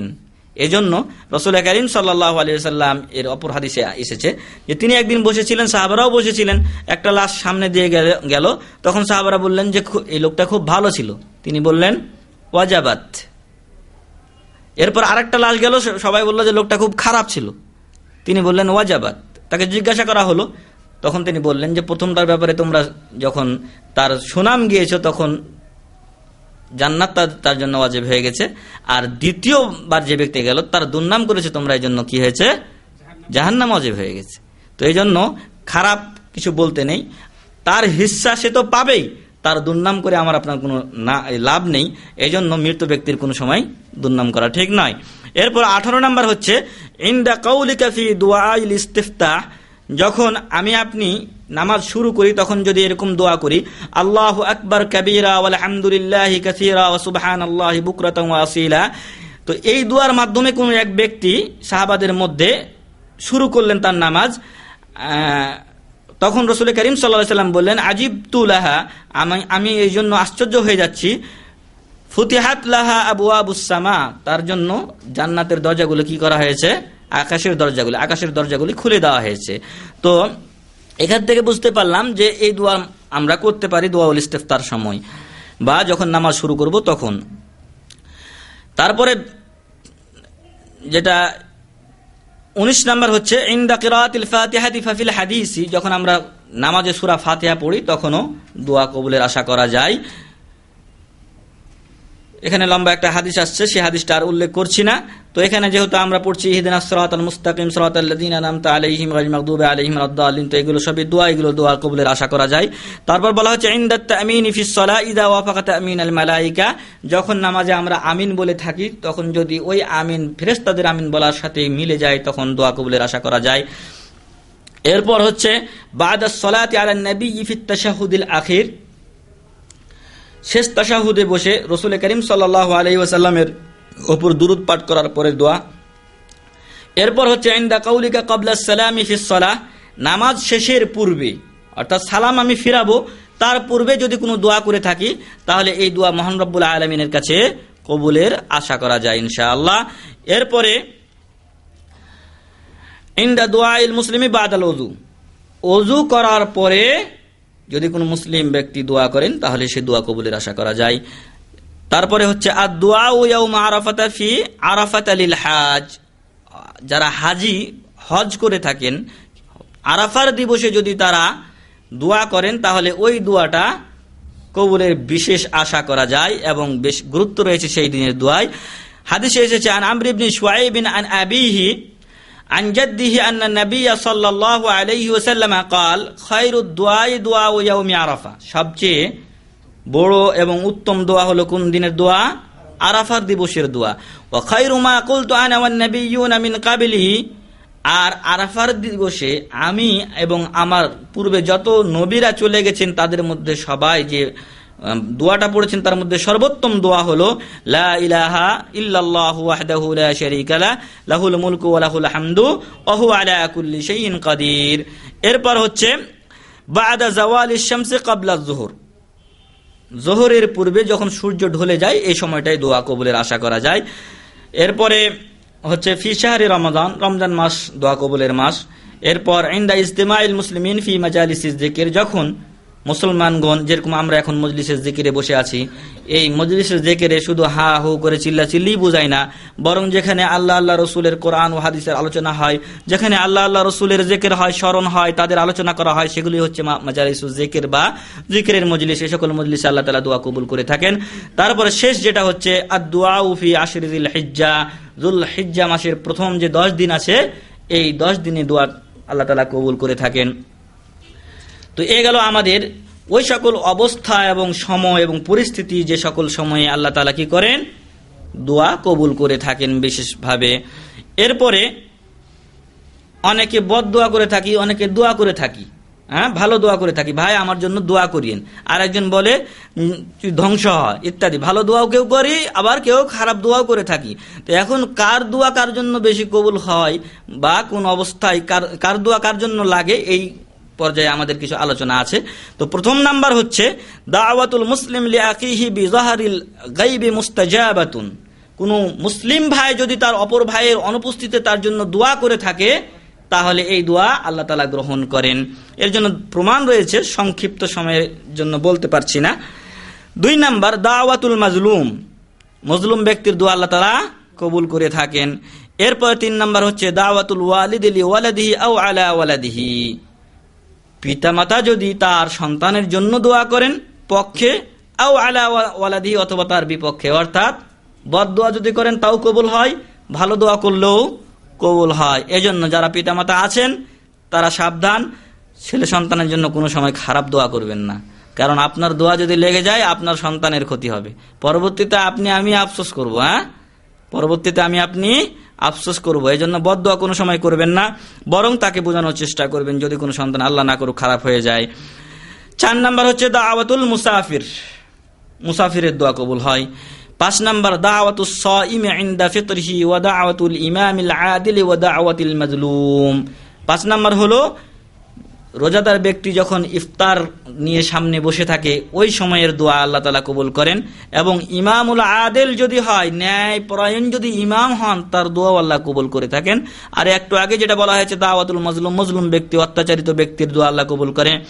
6 নাম্বার হলো দাওয়াতুল ওয়ালাদিস সালেহ, সৎ সন্তানের দোয়া, যেটা আমরা জানি মানুষ যখন ইন্তেকাল করে তার সকল আমল বন্ধ হয়ে যায়, তিনটি আমল ব্যতীত, তার মধ্যে একটা হচ্ছে আও ওয়ালাদুন সালিহুন ইয়াদউ লাহু, নেক সন্তান যে তার পিতামাতার জন্য কি করে, দোয়া করে, এই দোয়া পিতামাতার কাছে পৌঁছে থাকে।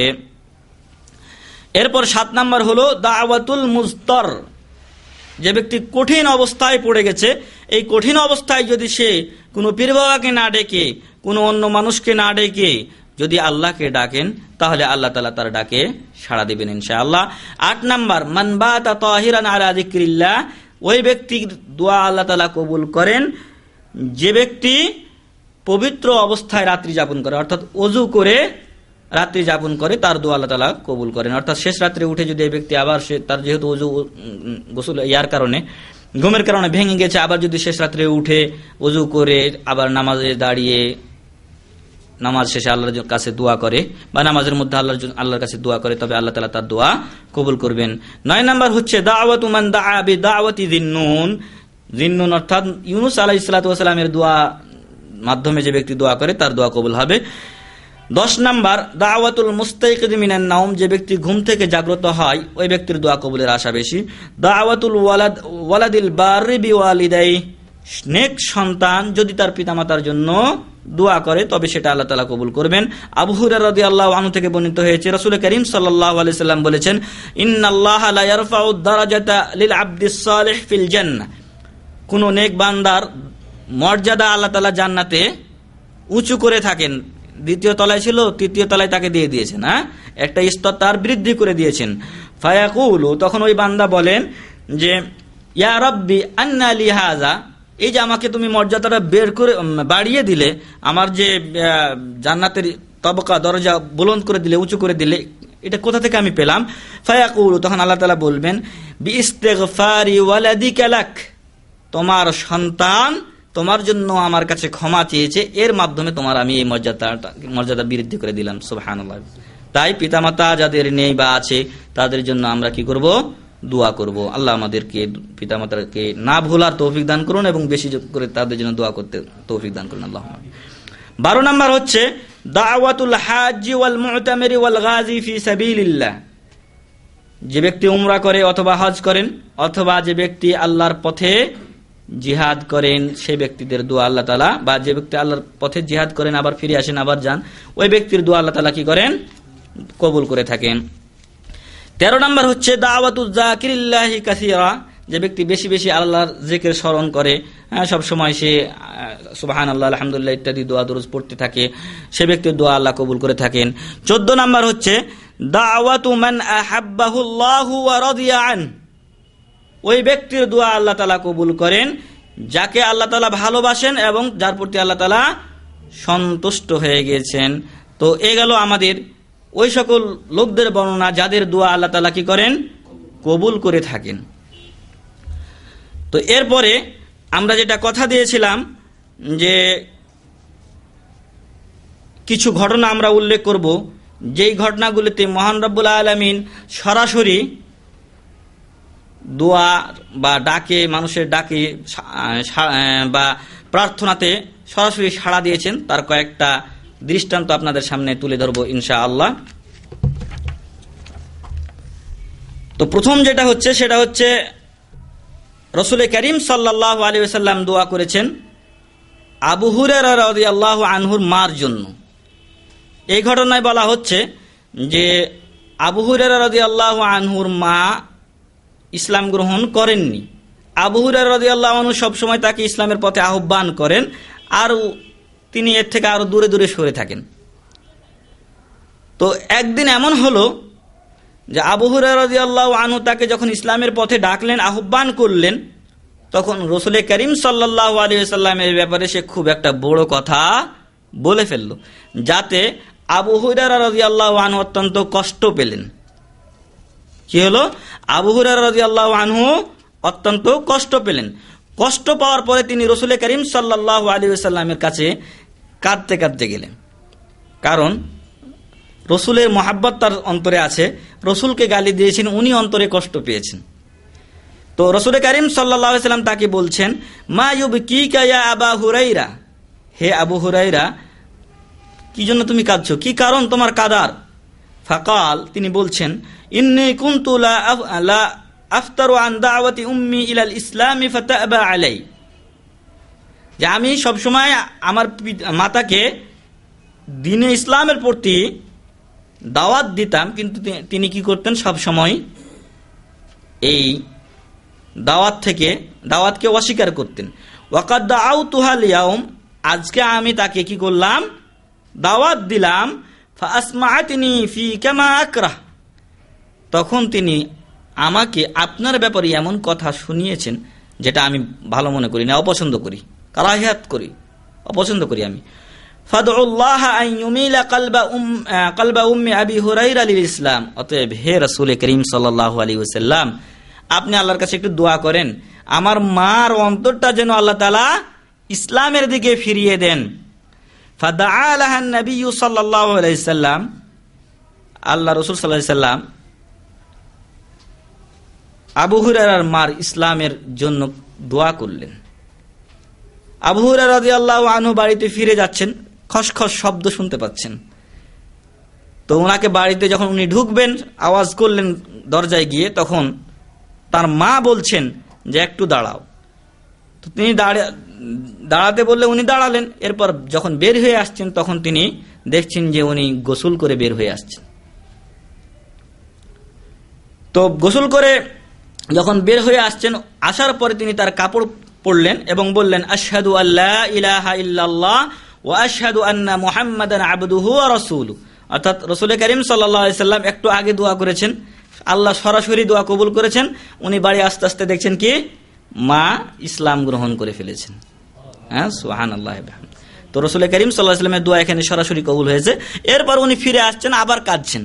তো এর আগে উনি কষ্টে কাঁদছিলেন, এবার খুশিতে কাঁদছেন যে এতদিন ধরে চেষ্টা করেছিলাম মাকে দিন ইসলামের পথে নিয়ে আসার জন্য, আলহামদুলিল্লাহ আজকে আল্লাহ রাসূল সাল্লাল্লাহু আলাইহি সাল্লামের দোয়ার মাধ্যমে সেটা হয়ে গেছে। তো আমার আপনার মা জাহান্নামে যাক, এটা আমি আপনি চাই না। ঠিক তেমনি আবু হুরায়রা রাদিয়াল্লাহু আনহু তিনিও চান না। এরপর একটা ঘটনা উল্লেখ করছে এখানে বলা হচ্ছে, কালা আবু মুহাম্মদ ইবনে আবি যায়েদ, আবু মুহাম্মদ বিন আবি যায়েদ বলছেন, কানা আব্দুল্লাহ বিন হাবিব আলিমুল আন্দালুস।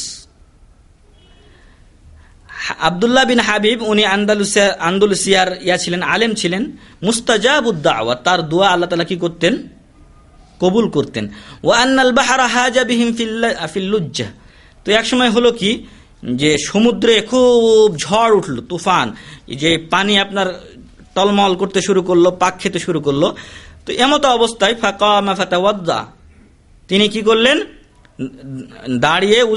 দাঁড়ালেন, দাঁড়ার পরে উজু করতে গেলেন, উজু করলেন। সুম্মা রাফা ইয়াদাইহি ইলাস সামা, তারপর তার দুই হাত উত্তোলন করলেন আকাশের দিকে। ফাকালা, তিনি বললেন, আল্লাহুম্মা ইন কুনতা তা'লাম আন্না রিহলাতি হাযিহি লিওয়াজহিকা খালিসা, হে আল্লাহ, তুমি যদি মনে করো, তুমি যদি জানো যে আমার এই রেহলাটা, আমার এই সফরটা তোমার জন্য খালেস এবং একনিষ্ঠভাবে তোমার জন্য, ওয়ালি ইহয়াই সুনানি রাসূলিকা, এবং তোমার রাসূল করিম সাল্লাল্লাহু আলাইহি ওয়াসাল্লামের সুন্নাতকে জীবিত করার জন্য, ফাকশিফ আন্না হাযাল গাম, তাহলে আমাদের আজকের এই যে বৃষ্টি এসেছে, বাদল এসেছে এবং এই যে কঠিন অবস্থায় সমুদ্রের উত্তাল যে শুরু হয়েছে, এখান থেকে তুমি আমাদেরকে মুক্ত করো।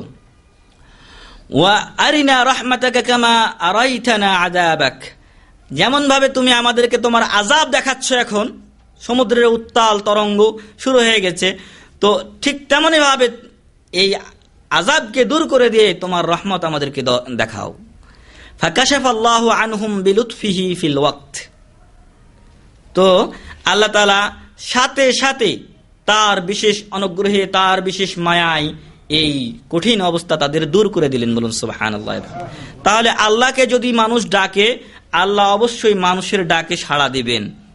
হ্যাঁ, আল্লাহ ছাড়া আমাদেরকে কেউ তো আর দেওয়ার নেই। মানুষের কাছে যদি আপনি আমি চাই, তাহলে মানুষ হয়তো আপনাকে 10 রিয়াল দিল, 20 রিয়াল দিল, কিন্তু এটা স্বাভাবিক, দুনিয়ার সাময়িক ব্যাপার। কিন্তু আমার আপনার যাবতীয় সমস্যা আমার আপনার স্রষ্টার কাছে জানাতে হবে। তো এমনই ভাবে আরেকটি ঘটনা উল্লেখ করছি আপনাদের সামনে।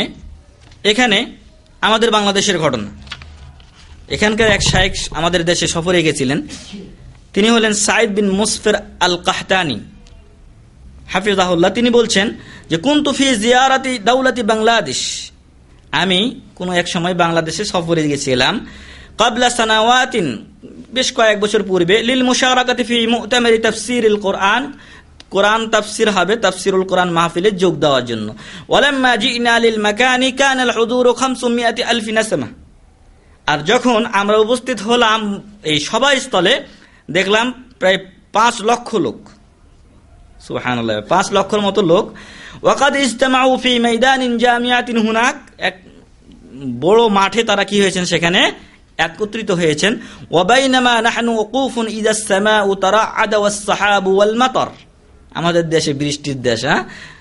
তো সবাই যখন একত্রিত হয়েছে, এখন ওয়াজ শুরু হবে, ওয়াজ মাহফিল, তাফসীর মাহফিল শুরু হবে, ওই সময় দেখা যাচ্ছে যে আকাশে বিদ্যুৎ চমকাতে শুরু করেছে এবং মেঘ উঠছে এবং বৃষ্টি প্রায় চলে আসছে এমন ভাব।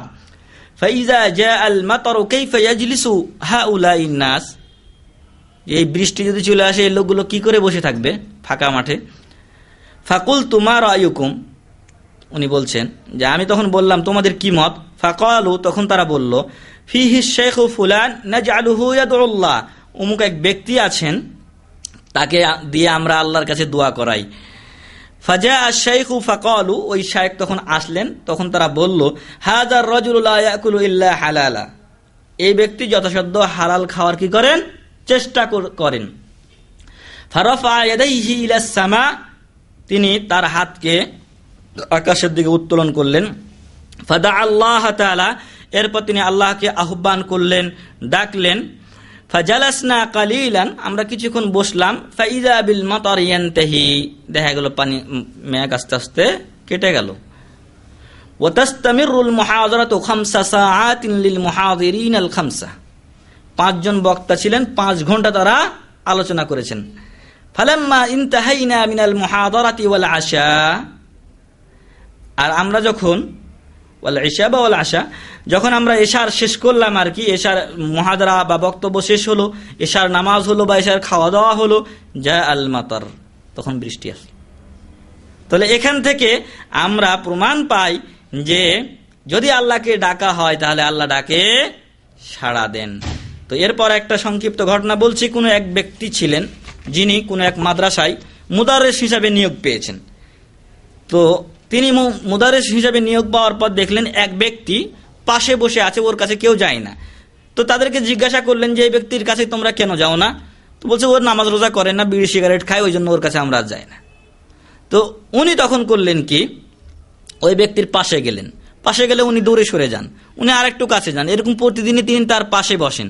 এভাবে করতে করতে দেখা গেল কি তার সাথে তার সখ্যতা গড়ে উঠল।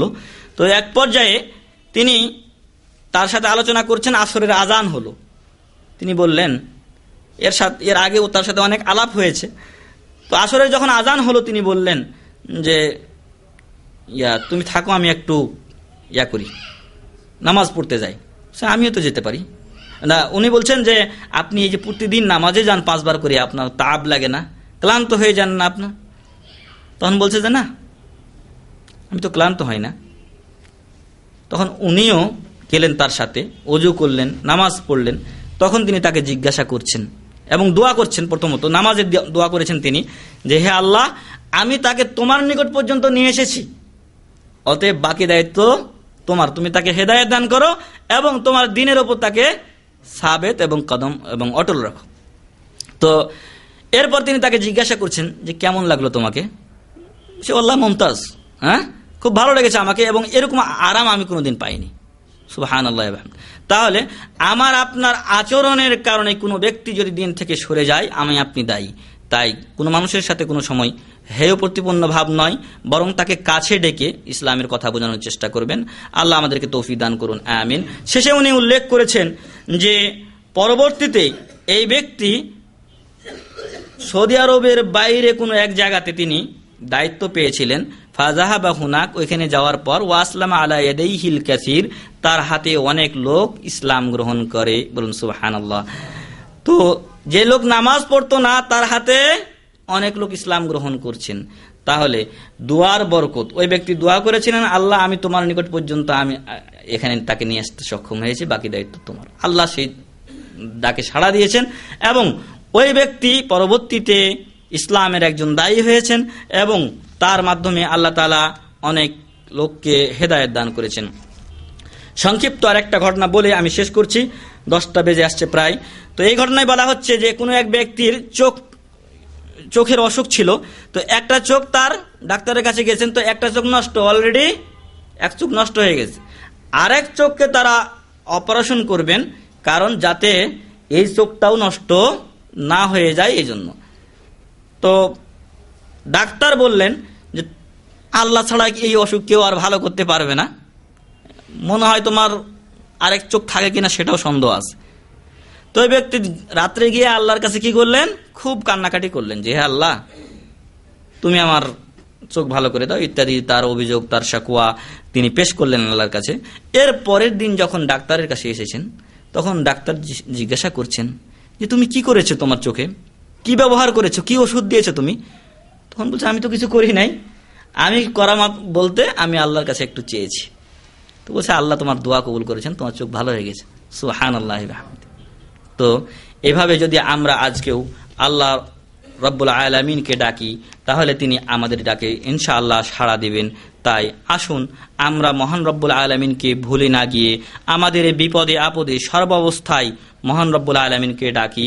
যেমনভাবে শুরু থেকে শেষ পর্যন্ত আমরা বলে আসলাম বিভিন্ন নিয়ম এবং বিভিন্ন সময় বিভিন্ন আদবে মহান রব্বুল আলামিনকে ডাকতে হবে। যদি আদব ঠিক থাকে এবং নিয়ম ঠিক থাকে, ইনশাআল্লাহ আল্লাহ তাআলা আমাদের ডাকে সাড়া দিবেন, কারণ আল্লাহ তাআলা ডাকে সাড়া দেওয়ার জন্য প্রস্তুত। প্রতি রাত্রের শেষ ভাগে তিনি এই সপ্তম আকাশে অর্থাৎ শেষ আকাশে প্রথম আকাশে নেমে এসে বলেন যে মাইয়াদউনি ফাস্তাজিব লাহ, কে আছো আমাকে ডাকো আমি তার ডাকে সাড়া দিব। মাইয়াস্তাগফিরুনি ফাআগফির লাহ, কে আছো আমার কাছে ক্ষমা চাও আমি তাকে ক্ষমা করে দিব। তো আল্লাহ দেওয়ার জন্য প্রস্তুত আছেন। তার খাজানা, তার যে ভান্ডার আছে সেটা যদি আজীবন ধরে দুনিয়ার শুরু থেকে নিয়ে শেষ পর্যন্ত এবং আরো জান্নাত জাহান্নাম যতদিন কায়েম থাকবে ততদিনও যদি তিনি দিতে থাকেন, কমতে হবে না। কিন্তু আমি আপনি চাইতে ঘাটতি করি মহান রব্বুল আলামিনের নিকটে। তাই আসুন আমরা আমাদের ভুলের জন্য প্রথমত মহান রব্বুল আলামিনের কাছে ক্ষমা চাই। আল্লাহ তাআলা আমাদের গুনাহগুলিকে ক্ষমা করে দিন, বলুন আমিন। সাথে সাথে আপনাদেরকে আহ্বান করছি যে আমরা যে বিষয়গুলো এখানে শিখছি, এই শিখার মাধ্যমে প্রত্যেকে কিন্তু একজন করে দায়িত্বশীল হয়ে যাচ্ছি। এখানে আমি আপনি যখন শুনলাম, এই শোনাটাকে আমার আপনার প্রথমত নিজের জীবনে, পরবর্তীতে নিজের ফ্যামিলিতে, তারপরে আস্তে আস্তে আত্মীয় স্বজন, এরপর গ্রামবাসী, এরপর আস্তে আস্তে আরো আমার আপনার এরিয়া পরিধি বড় হতে থাকবে। এ সকল লোকদের কাছে আমার আপনার এই দাওয়াত, আমার আপনার এই দায়িত্বকে পৌঁছে দিতে হবে। তো আসুন আমরা মহান রব্বুল আলামিনের কাছে যে সকল নিয়ম পড়লাম, আমরা যে সকল শর্ত জানলাম, এ অনুযায়ী আল্লাহর কাছে চাই আল্লাহ তাআলা আমাদের জীবনের সকল গুনাহ খাতাগুলিকে মাফ করে দিন, বলুন আমিন। হে আল্লাহ, আমরা 2 দিন ধরে আলোচনা করেছি, এই আলোচনাগুলোকে তুমি কবুল করে নাও, আল্লাহুম্মা আমিন। হে আল্লাহ, আমাদেরকে তুমি খারাপ কাজ থেকে বিরত রাখো, আল্লাহুম্মা আমিন। কারো কি কোনো প্রশ্ন আছে?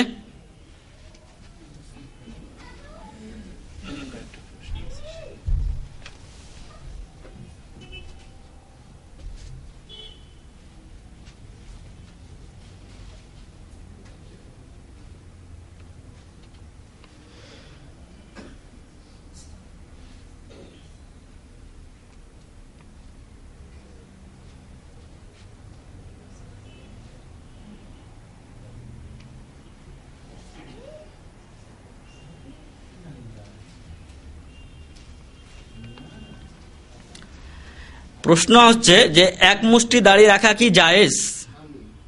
হ্যাঁ, যদি জায়েজ হয় কোন কিতাবে আছে জানাবেন।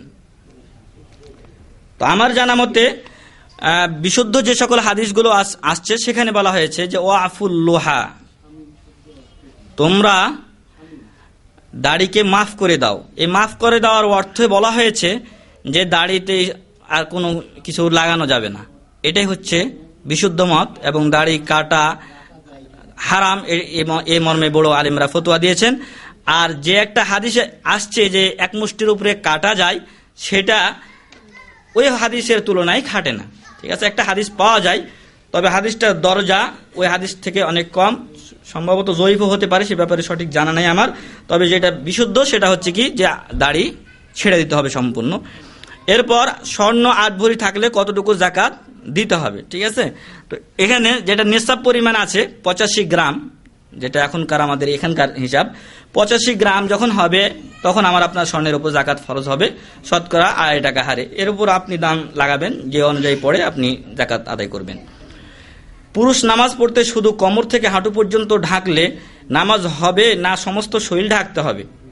যদি কারো কাপড় না থাকে তাহলে সে অতটুকু পরে নামাজ পড়ে নিবে, তার নামাজ হয়ে যাবে। যদি কাপড় থাকে তাহলে তাকে অবশ্যই শরীর ঢাকতে হবে। বুঝাতে পেরেছি? যদি না কাপড় না থাকে তাহলে ওটাকে ইজার বানাতে হবে, লুঙ্গি বানাতে হবে। আমার আপনার যদি কিছু না থাকে, এমন লোক মনে হয় আলহামদুলিল্লাহ বর্তমান দুনিয়ায় নাই। হ্যাঁ, শেখ নাসিরউদ্দিন আলবানী কোন দেশের অধিবাসী ছিলেন? আলবানিয়া বা আলবেনিয়া যেটাকে বলা হয়। ঠিক আছে,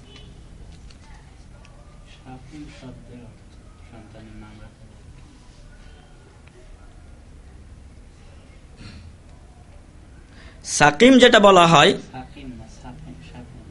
সাফিম, এটা আমাকে দেখতে হবে। আপনাকে যে ভাই প্রশ্ন করেছেন আমি পরে ডিকশনারি দেখে আপনাকে বলে দেবো। ঠিক আছে, তো আজকে তাহলে আমরা এখানে শেষ করতে পারি, এটা পরে বলছি আপনাকে আমি। শাফিম শব্দ অর্থ কি? শাফিম নাম রাখা পুত্র সন্তানের রাখা যায় কিনা? হ্যাঁ, আমি ওটা আপনাকে বলছি পরে। ঠিক আছে, শাফিম শব্দটা ওটা দেখে বলতে হবে, ও শব্দের অর্থটা আমার জানা নেই। মাজার শব্দের অর্থ কি? মাজার কাকে বলে? আর মাজার বলা কি ইসলামিক দৃষ্টিতে জায়েজ আছে কিনা? তো মাজার শব্দের শাব্দিক অর্থ হলো আপনার জিয়ারতের স্থান, যে স্থান জিয়ারত করা হয় সেটাকে মাজার বলা হয়। যেহেতু এই শব্দটি বর্তমানে শিরকের আড্ডাখানা এবং বেদাতের আড্ডাখানায় ব্যবহৃত হচ্ছে, অতএব মাজার ব্যবহার করা ঠিক না। হ্যাঁ, তারপরে আপনি কিছু বলবেন নাকি? আচ্ছা, তাহলে আমরা এখানে আজকে শেষ করছি। তো আল্লাহ তাআলার কাছে আমরা আবারও ক্ষমা চাচ্ছি। আল্লাহ তাআলা তুমি আমাদের সকল গুনাহ খাতাগুলিকে মাফ করো, আল্লাহুম্মা আমিন। এই মজলিসে আমরা যা শুনেছি এবং যা বলেছি তা থেকে আমাদেরকে ফায়দা অর্জনের তৌফিক দান করুন, আল্লাহুম্মা আমিন। সুবহানাকা আল্লাহুম্মা ওয়া বিহামদিকা আশহাদু আল্লা ইলাহা ইল্লা আনতা আস্তাগফিরুকা ওয়া আতুবু ইলাইক। আসসালামু আলাইকুম ওয়া রাহমাতুল্লাহি ওয়া বারাকাতুহু।